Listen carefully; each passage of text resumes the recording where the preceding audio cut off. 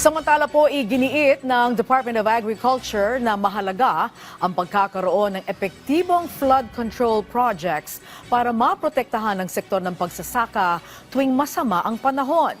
Giit ni DA spokesperson Assistant Secretary Arnel de Mesa, kung epektibong mapipigilan ang pagbaha, mababawasan ang halaga ng pinsala sa mga palayan at livestock.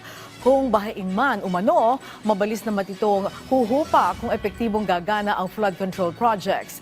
Hiling din ng DA na madagdagan pa sana ang water impounding projects at ayusin ang drainage system upang hindi na malunod ang mga pananim at mga alagang hayop sa tuwing nagtatagal ang pagbaha.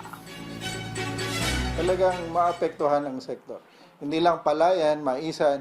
Of course, may reported kami na namamatay na mga livestock. Meron kaming reported na sisira na mga irrigation facilities o mga agricultural infrastructure. Every report na may bagyo, may mga pagbaha, kami yung unang nagkakaroon ng mga damages.